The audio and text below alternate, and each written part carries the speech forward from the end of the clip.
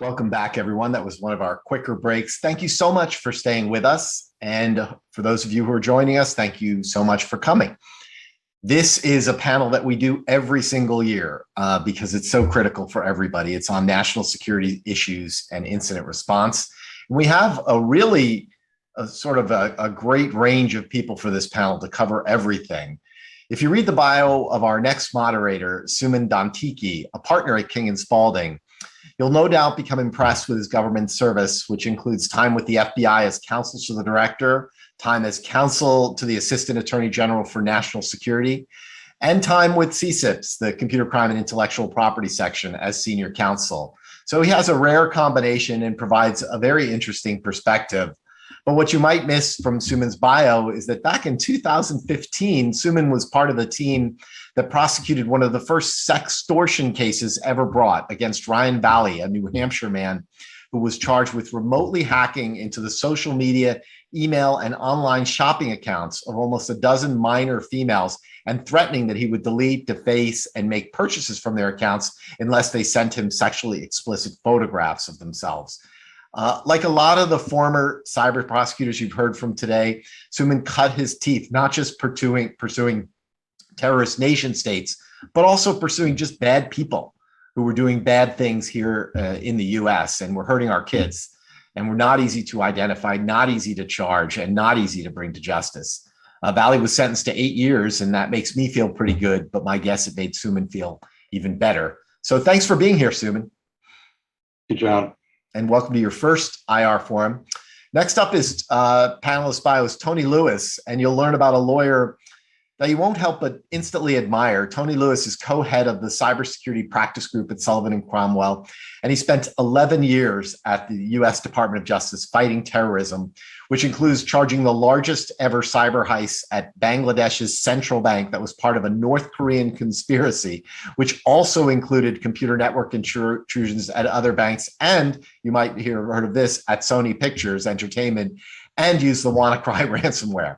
So it was really like a driver's ed film of various cyber attack techniques. But what you might miss from Anthony's bio is just how intense the Sony investigation, the Sony hack investigation really was. While the world was caught up in the salacious details of the Sony emails, Tony was engaged in a high-tech cat and mouse game, really of epic proportions. And the story is really one of those kind of true crime dramas that Tony helped solve as part of a 10-episode BBC World Service podcast called The Lazarus Heist. And my guess is it'll probably become a major motion picture at some point. I don't know Tony well at all, but having listened to the podcast, I think I know who should play him in the movie. Are you ready, Tony? This is my thinking. Norman Reedus, the guy that plays Daryl in The Walking Dead, I think he would crush it. So that's my thoughts. We can ponder that. Welcome, Tony. Glad to have you here. Pleasure to be here. Thanks, John. Thanks. And next up is Micaela McMurrough from Covington. Per her bio, she's an expert in an area that not many people, even the many experts that you've heard from today, have much experience in. She's co-chair of Covington and Burling's global and multidisciplinary Internet of Things group. And IoT has become a big part of IR, but like most areas of cyber, is only in its infancy and creates enormous incident response challenges. But what you might miss from her bio is that prior to her legal career, Micaela served in the military intelligence branch of the United States Army, which included time as an intelligence officer of a 1,200-member maneuver unit conducting combat operations in Afghanistan. And Micaela is probably the only one today on a panel who was awarded a Bronze Star for her heroics, bravery, and courage keeping us safe. She is Arya Stark meets Ellen Ripley. Thanks for your service, Micaela, and thanks for being here today. Thank you, John. Welcome. And finally, Jonathan Rajewski. Next up, he is a managing director of digital forensics and incident response at Stroz Friedberg, and his bio reads like your typical Stroz Friedberg technologist, degrees in economic crime and a master's in information technology, 10 years an associate professor teaching digital forensics, 20 years as a computer forensic examiner, 14 years as a state digital forensic examiner. He has just about every technology related credential, even the ones that are really hard to get. And what you might miss on his resume is that in 2019, the FBI Albany honored Jonathan with a special award for his work.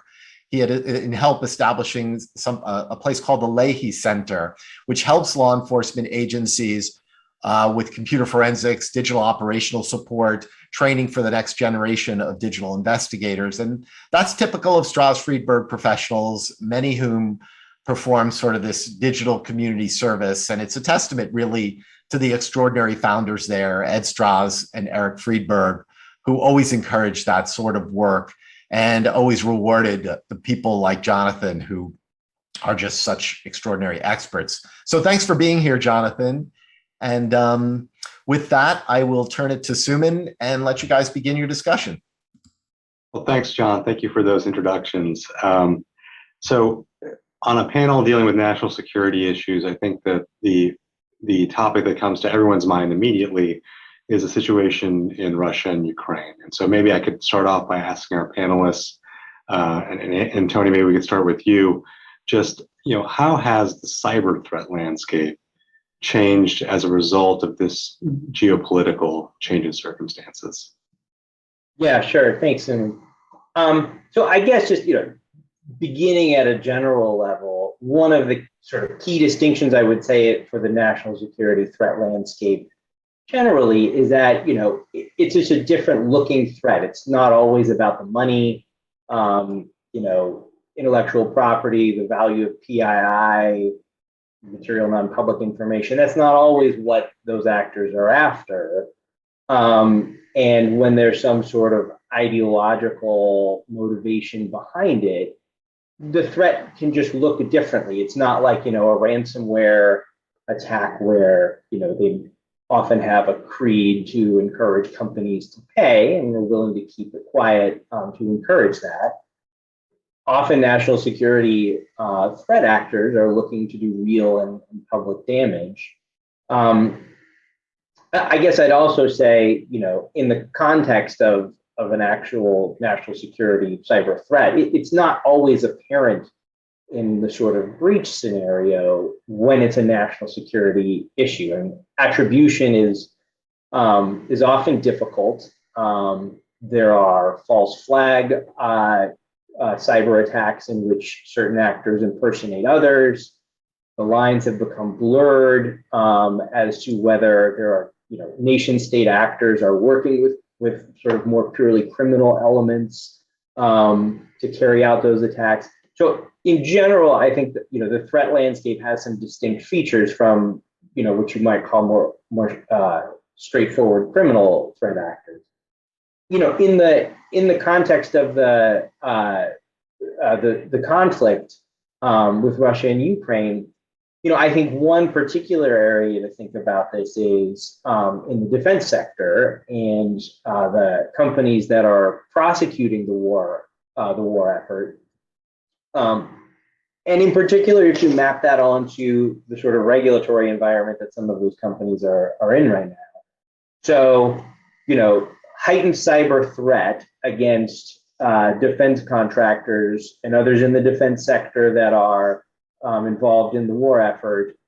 At the same time, there's a sort of changing regulatory landscape with the CMMC, or sort of version 1.0 and now 2.0. So sort of exactly what, regulatory wickets those companies should be preparing to hit. And then at the same time, DOJ has announced its civil fraud cyber task force that is looking with a close eye at government contractors and whether they are meeting the requirements under federal contracting requirements. So I think it's both a function of where those companies sit in terms of the particular risk they face, but also sort of seeing it in terms of what the regulatory environment is. Well, there was a lot there, and so Micaela, Jonathan, maybe you could jump in. Yeah, I'm happy to jump in. I agree with everything that Tony said. I think what I would add to, first of all, I'm sure for everybody on the call, the Russia-Ukraine situation has been the focus of a lot of discussion and questions over the last few months. And one interesting thing that we have seen is that the way this situation has unfolded from a cyber perspective has not necessarily matched up with what we expected. And this is the conversation I'm having now, which is a different conversation than I was having a couple of months ago. I think a few months ago, we got a lot of questions about what to expect, right? What to expect on the cyber front based on Russia, Ukraine. And I think the discussion there included everything from major critical infrastructure attacks, power grid type attacks, to targeted attacks against, U.S., Western, NATO interests that, may be viewed as hostile to Russian interests. The possibility for spillover attacks, right, where something maybe was intended to be contained as between Russia and Ukraine, but might, spill over into other environments and jurisdictions, and then just basic disruptive attacks, right? So I think all of these things were kind of in the landscape of what was possible. And the reality is that we haven't seen that. We certainly have seen some activity, but it hasn't really neatly matched up with a lot of the expectations. And so the interesting question now, I think, is why or why not, right? Why haven't we seen some of that expected cyber activity? I think that there will be academics that will be looking at this for quite some time. In terms of my thoughts, I think there are lots of different potential answers to that question. One answer may be that the emphasis is on the kinetic fight, right? In the context of a kinetic fight with real weapons, that is sort of taking the primary attention versus a cyber fight. I think there are actors involved kind of in the background on multiple sides here, and that may be impacting, what we're seeing or not seeing. I think also that, some folks have commented on the end game, right, for Russia. If they had been successful, or if they are successful, ultimately they may want to use some of the infrastructure that they would otherwise destroy, or need some of the data that would otherwise be wiped. And so that may be one reason for it. But, in terms of the landscape, I just think it's interesting that this was really the first major conflict in the public consciousness that could have included a serious cyber element to it, and hasn't yet. And I will say yet, because we don't yet know where this is going or what the end game is. But to me, those are some of the interesting topics related to this, including the conversations I was having a few months ago versus the conversations I'm having now, right? Why haven't we seen this, and what's next? And I see Jonathan nodding, so I'd love to hear what he has to say. Yeah, I love the commentary so far. And as I reflect back on the last couple of months, prior to the incident, to the geopolitical incident happening, and talking to some clients concerned about what's going to happen, I almost compared it to, if you lived in an area of the country where you see hurricanes happening and the hurricane's coming, it's almost too late to prepare, right? So it's always about preparedness, right? Trying to talk about them, what they could be doing right now. But observations, and I know during this conference, we've heard a lot about ransomware. That's usually very much top of mind. In January and February, we saw a dip in the frequency of ransomware detonations. Now, be very, very careful with my words, ransomware detonations. What we didn't see a slowdown of was initial access brokers getting access to some of our clients' networks, impacting them, and then a client maybe seeing the ransomware event actually occurring in March and April, right? But if you actually find root cause, the activity was still occurring back before the war was going on. While we did see a dip in detonations, we still didn't see a significant dip in actual threat actor behavior.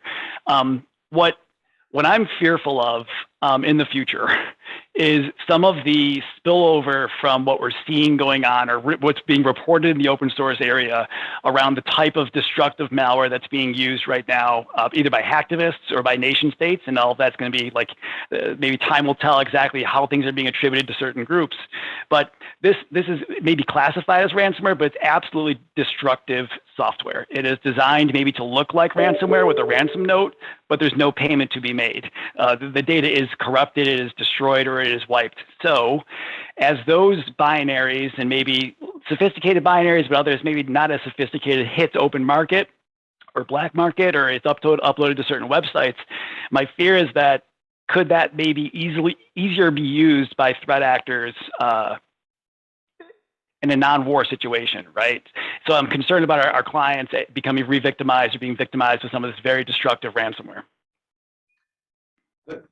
Those are both really interesting points that you both have made. We actually do have a question that I want to get our panelists to weigh in on, which is just in terms of the conflict. There's been some commentary that Ukrainian defensive capabilities were essentially augmented by NATO exercises and others, and that may have had some ability to block Russian offensive capabilities. And the question is simply whether the panel has any perspectives on that. So I'll just open it up to the group. I personally haven't been tracking that, so I can't really speak to it. I don't know if Micaela or Anthony have been watching that at all. Yeah, look, the classic, I can neither confirm nor deny, but I suspect that there's something to that. I don't think that the conflict that we're seeing on the surface is the actual conflict, right? I think that behind the scenes, there is a lot going on both sides. And I suspect that whoever asked that question is well aware of that. And I think I would tend to agree with the premise. Yeah. Yeah, I would sort of echo that. And one of the sort of takeaways from this conflict, I think, has been that domestic preparedness, cyber preparedness is now really an issue of geopolitical sort of significance. That's obviously true in Ukraine, which is on the front lines, but it's true for us here in the United States as well, right? Because the more we are vulnerable at home, the more that hems in some of our foreign policy options and abilities, presumably. So I agree with that. I think that if we're going to take away some lessons here, I think the preparedness lesson is an important one, which is going into this, we weren't sure what it was going to look like. And we still don't know how it's going to unfold completely, but being prepared, really taking a close look at your systems, et cetera, and seeing if there are places where you can marginally enhance or significantly enhance anticipating this. I think Jonathan is right. Is it too late by the time the tornado is kind of barreling down on you or the hurricane is on the radar? Maybe, but there are still things that you can do. And so I think our government, kind of came out and said that if there are things you can do, now is the time. The second point, I think, that this conflict has really brought to the forefront is this idea of the U.S. government's visibility over what's happening in the private sector and the significance of that from a national security angle, right? So to the extent that the government is involved in this in multiple ways, but that some of the impacts are felt in the private sector or have the potential to be felt in the private sector, I sense an increased urgency to giving the government visibility over what's actually happening, right? And we see that. I'm sure we're going to talk about some of the recent legislation regarding mandatory reporting, et cetera. But I think this conflict has really crystallized the fact that the U.S. government wants to and will require more visibility over what's happening in the private sector. Otherwise, they may not have a complete picture of what's happening on the U.S. side, right? If there are things that are happening outside their purview, and I think some of the reporting requirements that we've seen bring that to bear as well. So maybe, Micaela, we could take the two concepts that you raised here. First, the preparedness, and second, sort of the reporting statutes in order. And so, on preparedness, I mean, maybe Jonathan, you could just start, realizing you're not speaking to a technical audience, but give us a little bit of a flavor of what you're saying in response to the question of, what should I be doing to prepare, and then, Tony and Micaela, maybe you could take it sort of from a legal and organizational policy perspective. Yeah, that's a great question. And there's two different, perspectives. You have proactive things a company should be doing and reactive. And I heard throughout this conference, some people have mentioned cyber insurance and there's questionnaires and things like that. I actually see it as a driving force to kind of help companies understand some of the things they should have in place, right? So companies that do have proactive controls that will help assess the most common ways threat actors will impact networks or give visibility or put security controls around that is critical. And some of this is low-hanging fruit items that, unfortunately, when I talk to victims who are experiencing a network incident, I ask the question, well, do you have multi-factor authentication? And sometimes the answer is no, or it's partially deployed. And we kind of all know that that's what we should do, right? So deploy multi-factor authentication, regularly checking for vulnerabilities throughout the internal network and the external network. And this isn't a set it and forget it one-time scan. It is a regular type of approach. You do it on a regular basis because systems are being updated. We saw a incredible increase of obviously remote work, all of these IT systems being configured to work from the cloud in a very quick way that opened up companies to giant vulnerabilities. And look, it's really important to get in front of those issues and understand what those risks are. Now, from the reactive side, on the preparedness side, do you have a plan in place? We've talked about this a couple times throughout the seminar here, but do you have a competent legal team, maybe internal or external, a breach coach that can coach you through what you're about to experience? Because sometimes this is the worst day of your company's career, right? And you need proper legal guidance, especially around the regulatory actions that they may be in the future. You do need a competent, vetted digital forensic incident response team and you want to have a couple of them vetted, because some of us get busy from time to time, and you want to make sure you have a bench and a team ready that's there to respond. And you do want your internal team to kind of playbook this, right? Let's actually do some tabletops. Let's run some exercises, because this industry changes every couple of months. You can't just do this once a year. You have to get your board involved if there's a board, and educate them on some of the questions that they're going to want answered during the incident, and also set expectations with the board. This is how long things take. This is the typical process of how these things go out. So preparedness is a marathon. It is not a sprint. It is a marathon that never ends, and you need to really significantly make it a priority and invest in it. Tony, Micaela from the. Sure. Yeah, I agree with all of that. And I think, on the sort of national security implications in particular, I'd add, think about that in terms of your risk assessment. Have in mind what's attractive on your network to whom, and make that a part of that risk assessment. In terms of in-house counsel and their role, asking that basic question, how does a national security threat look different? What types of attacks would they carry out given the type of data and the type of company we are? And then I think to pick up on what Jonathan said, doing a tabletop designed around a national security incident can really help. I mean, the things that you don't necessarily think about in advance, like how does your communications plan change when you have information to believe that, there might be a foreign government behind what you're doing? Is that a place where you do business? Thinking through those types of things, I think, is a part of the preparedness when thinking about national security cyber threats that are, a growing threat. We actually have a question about Russia is starting to mimic China and sort of separate its online economy from global networks. Do you think this will reduce or enhance future risks for the United States and other democracies? My personal take, just from my experience in law enforcement and the private sector, is just that as these sanctions presumably will have more bite, that the Russian economy will need to replace what it loses. And part of that will come through hacking and espionage, electronic espionage. So I agree with that. And I was going to follow up on Jonathan and Tony's points as well, like in terms of what can be done. I agree completely with Jonathan about visibility and just like seeing what's going on in your network and giving yourself an opportunity for early warning and the identification of anomalous activity. So, again, when the storm is coming, what can you actually do? Well, maybe there are certain technical upgrades or subscription upgrades or something you can do to give yourself a little bit of that enhanced visibility over your internal and external network so that you can see something that's a little bit off and just know that something might be coming and have a little bit of early warning.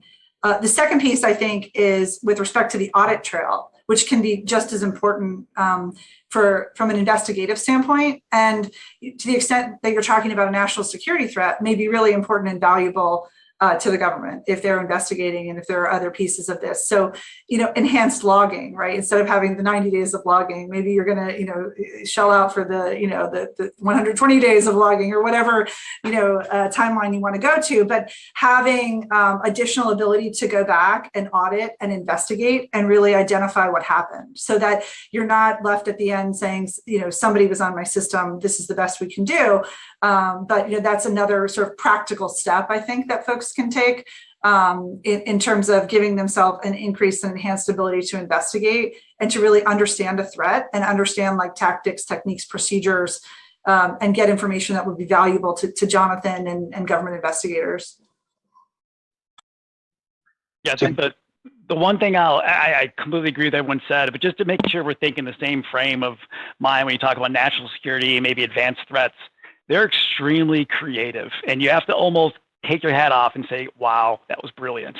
You know, that they're not going to necessarily come in like a criminal and smash and grab and detonate ransomware and try to get a $5 million ransom. No, they're there for the long term, and they're there to be not detected. And when they get detected, you'll see them change their tactics and, you know, move throughout the network a different way. And, you know, to Micaela's point on visibility and having a team ready and being proactive and really thinking through the stuff in the tabletop, like Tony mentioned, it's critical. And, you know,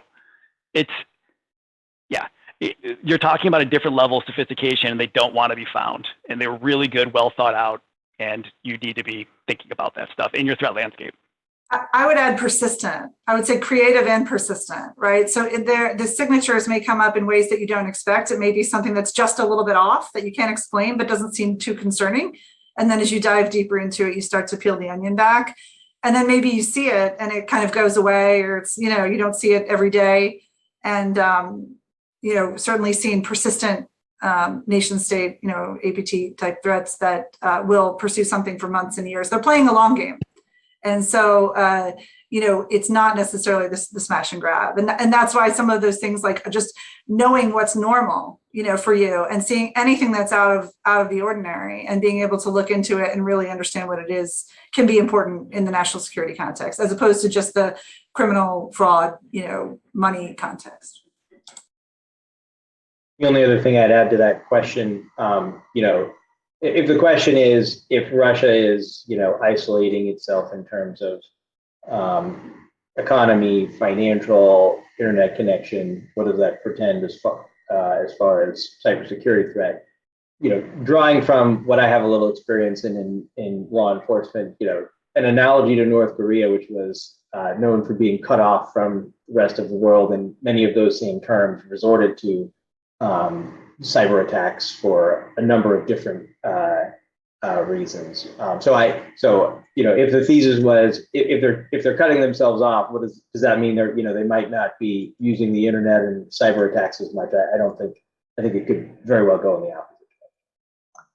Yeah, I have the same sense as you do, Tony, on that front.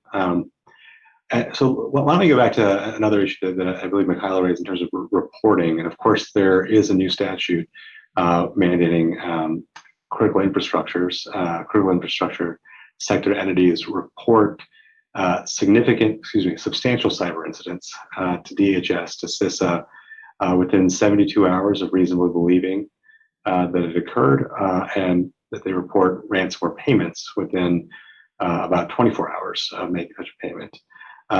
So the rulemaking process, I think they've got about 2 years, but there do seem to be quite a few open questions from the statute, you know, including some of the ones that I noted were just, you know, who exactly would be covered, considered critical infrastructure under the law.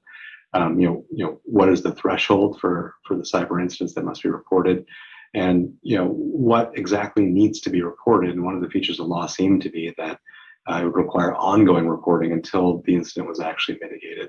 So I want to throw those questions sort of up to our panel. You know, what are your reflections on this new law, and how companies should be preparing for it? Sure, I'm happy to start.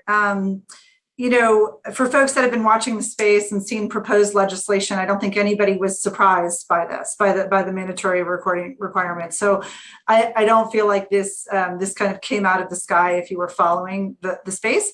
But what was interesting was the triggers and the timelines, right? So that's where it wasn't quite sure, you know, we we're quite sure where it was going to land and what was going to happen. So it's interesting to see, as you've noted, the sort of 72-hour requirement and the 24-hour ransom payment, and also the substantial, right? The requirement that this be like a substantial event. And I think, you know, to the extent that there is a movement now for mandatory reporting, we see it across different sectors. I think we'll have to continue to watch this space to include how different timelines and triggers apply to different industries and different, you know, entities, depending on, you know, who they're regulated by. So we do have some potential here for different standards for different entities in different contexts. But I do think that this sort of confirms the trend toward mandatory reporting. this is something, as I mentioned, that folks have expected for a while and that has come up before. And I do think it goes to this issue of visibility and visibility that the U.S. government wants to have and will have, under these rules over cyber incidents that occur in the private sector. I think that comes from a good place. It comes from a place of we can't help if we don't know, and also to get again a sense of the threat environment, which they wouldn't have if they didn't have sort of mandatory reporting in place. So I do think this idea of visibility is what's driving this. But it is interesting. As you've noted, we don't know the exact contours of the rule and how it's going to shake out yet. There is rulemaking to come, and so I think we'll have to watch that closely. But in the meantime, not terribly surprised by this, right? Not terribly surprised. Just interesting to see the timelines. Interesting to see the triggers. And I think that, although this kind of legislation was certainly in consideration prior to Russia-Ukraine, I do think the Russia-Ukraine conflict, again, has sort of brought this to the forefront, right? This idea that it's important to have visibility and for the government to have visibility over incidents involving specific entities and specific sectors. So to me, this is a manifestation of that started before, and kind of the use case played out, for us in interesting ways over the last few months. So those are some thoughts that I have about it. I agree entirely. I think it's a part of the whole of government approach and getting line of sight on that. And that, this was very close to a version that was in the NDAA, the National Defense Authorization Act, at the end of last year with a few tweaks to it. I think some of the key features, I think, there's been a trend towards faster and faster reporting to different government agencies, and 72 hours is pretty quick. This also requires the disclosure of the vulnerability, which is not always known on that timetable, but that's a little more flesh on the bones than I think a lot of other required notification obligations have. But it also does afford a measure of protection from discovery, which I think comes from a good place of trying to keep what companies tell as a matter of what their obligations are to regulators to try to keep those confidential, so that companies that are victims of cybersecurity attacks can trust that the information that they're going to give to regulators will at least try to be kept confidential. Yeah, I guess from my perspective of the practitioner that leads a large team that helps victims on a regular basis from cybercrime, the public-private partnership is key here, right? There needs to be some form of, whether it's regulated or unregulated, collaboration going on. So at the end of the day, we're all fighting the good fight. We're trying to catch these cyber criminals. And unfortunately, if companies aren't reporting, or they don't choose not to report, then federal law enforcement or whoever agencies need to know this can't go find or make connections to these criminal groups with their powers and their investigative authority. So, I think it's really important to be collaborative in this space where we can, where law permits and where legal privilege permits. So the SEC, in addition to the critical infrastructure statute, the SEC also has a proposed rule for cyber incident reporting, material cyber incidents. One of the interesting features, this is currently, there's currently soliciting comment. One of the interesting questions they had was whether there should be any sort of delay. I think the structure was that the Attorney General would have to sort of certify, but whether there should be any sort of delay in terms of reporting for national security incidents. And given this panel, I thought I'd ask our panelists to sort of weigh in on whether they thought that was likely or advisable, or any of the other nuances there. Yeah, I'm happy to start. I mean, the sort of backdrop to that rule is, the CISO legislation that we just talked about would require notification in 3 days confidentially, and the SEC rule would require notification essentially publicly in 4 days, so a day later, and would require a disclosure of whether the matter is ongoing or remediated as well, and to updates. It did it sounds like the SEC considered whether to include a sort of more general law enforcement delay, like a lot of other regulatory regimes do, and decided that, it didn't, at least at this point, view that was worth it in its sort of cost weighing analysis. But pose this question that you said, as far as whether or not there should be an exemption for, or an ability to delay where the Attorney General certifies that there is, a national security reason for doing so. I think that 4 days is fast to begin with to include all of the information that is asked for. And then to reach as we talked about before, attribution is not always apparent in the initial phase of an incident response. To sort of have attribution come into view, to convey that or understand that in discussions with the government, and have that escalated to the Attorney General on a timeline that is 4 days. I mean, that is a sprint. So, whether it remains to be seen whether, companies will ask for, and whether the SEC will be receptive to longer or broader periods of delay. But I think it does at least recognize that national security threats are distinct. The government may want to pursue diplomatic efforts in the case of a state-sponsored attack. It may want to use its intelligence collection capabilities. It may want to coordinate efforts of other agencies. You may have seen the Treasury acted quickly to designate a large amount of cryptocurrency very recently. All of which is to say that the SEC recognizes that national security threats are a distinct kind of cybersecurity threat that may ultimately be dealt with with different tools. I think one practical element of this that we haven't talked about yet is just what these reporting requirements actually mean. And I think everyone on this call has been, in the breach. They've gotten the call that there's an incident and you respond quickly. And, there's lots of calls and investigation happening to try to get your arms around what's going on very quickly. There's a lot that's happening in those first few days when an incident is identified. And what this does in effect is it creates another work stream that has to proceed in parallel at the same time that you're trying to develop facts, understand scope, understand point of entry, understand, how you can mitigate at the time, or whether you need to mitigate and remediate on a longer term, which is often the case in order to do it right.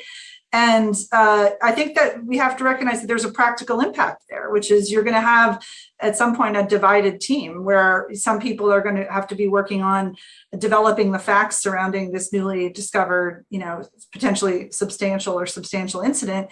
And you're going to have other folks trying to figure out what you're going to say, either confidentially or publicly, depending on, what kind of entity you are and who your regulators are, about it at the same time, right? So it creates this whole other work stream that starts as part of the incident response. And, companies disclose, publicly, to the SEC, we know this, we can see those examples, but often on a longer timeline when they have a better sense of what's happened, how it's happened, what needed to be done, et cetera.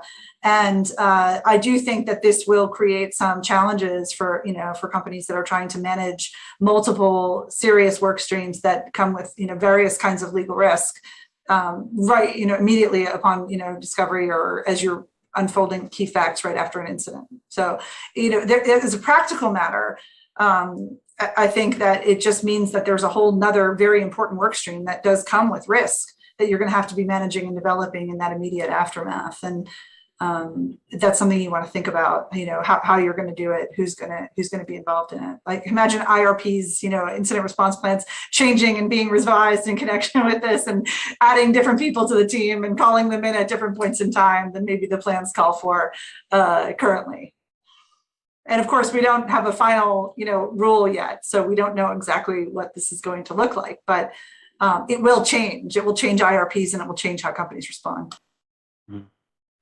Yeah, and just to add where I can on that, I think during an incident, and having done lots of incidents in my career and have our team leading these things, right, from day 0 to day 7, right, you're still collecting evidence, right? It's just really speaks to maybe how prepared that victim was prior to the incident occurring. And sometimes they are so dismantled and so impacted that you can't even collect evidence for 7 days, right? They're so decentralized and they didn't have enough pre-positioned cybersecurity tooling in place to actually allow you to collect some of that stuff. So depending on what actually is required to report, may be something to consider there, because there might not be much to report other than we have an incident. Well, those are all really great points, and the practicalities I think are really sort of illuminating there.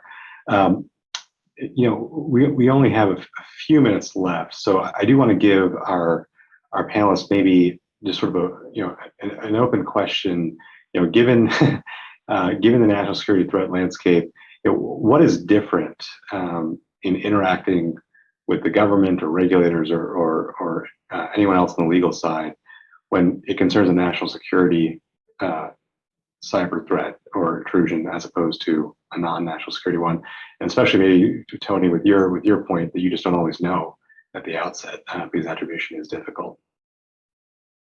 Yeah, sure. I mean, in a nutshell, government is using all tools approach for cybersecurity investigations and attacks. And there are fundamentally different tool sets and authorities under which, evidence is collected for a criminal investigation versus for a national security investigation. And there are different, end games that each of those have in mind. One of which is to investigate crimes, and the other is, often to collect foreign intelligence. But those, streams can cross, and they have more and more as all tools have been brought to bear. It can mean that, as a practical matter, companies might get, they might be in the midst of an attack where, they understand either from what they know themselves or from the government that it's a national security related issue. It could mean that the government is more constrained in what it can tell the company because of the authority under which information was obtained. That can feel a little ironic because, it could feel like a high priority matter, but their hands may be a little more tied as far as exactly what information can be conveyed or about how it was acquired or that kind of thing. And, there are situations in which the government will really bend over backwards to try to get information to, knock it down, so to speak, to bring, super sensitive information to the victim to help with their remediation. Or I've seen other instances where actual classified information has been provided. And, that can create some issues that companies need to think through because, want to make sure that people who are responsible for making appropriate disclosures, get the information that they need to know. But so dealing with the government in a national security case can have a lot of sort of additional wrinkles in those dealings. Some of which can be, a little puzzling, but some of which can sort of be to the company's benefit because the government is often motivated to try to help address that, a high priority matter like that. So from my perspective, I agree with all of that. And I think, just to follow up on our last conversation about mandatory reporting, for certain, companies in certain industries or with certain designations, the idea of reporting will be taken out of their hands, with some of the mandatory reporting rules that we've seen. But for many companies, they will still have discretion about reporting. And I think to the extent that you have some inclination that you're in a national security situation, that changes the considerations and how you weigh them in terms of notifying the government and the level of coordination, right? Close coordination. I think most people would acknowledge that a national security type situation or threat on private sector systems is one of the situations that call for enhanced public-private partnership. I mean, Jonathan said that before. And so I just think, for those companies that still have that discretion, and even for those that don't, just the level of sharing, the kind of sharing, how it's done, when it's done, I think the calculus on that is a little bit different when you're in a national security situation. What are your thoughts, Jonathan? Just to look, and I'm not the lawyer in the room, right? But you just saw two three experts opine on this, and you find yourself in the situation where you're maybe a B2B connector to a government contractor that maybe is impacted, you want to make sure you have the right team, right? You want to make sure you have the right legal team and the right forensic team there to help guide you through this. It's not our first rodeo. Just put that out there as clearly demonstrated by Anthony and Micaela, just kind of running through some of those quick nuances you have to be aware of. Well, terrific. I think we're almost at time, Bruce, so it may be back over to you. Thank you, Sumon. Terrific job, and really appreciate the thoughtful questions. And to the panel, Jonathan, Tony, Micaela, thank you very much for your insights here. It's a great panel and really interesting, really important topic too.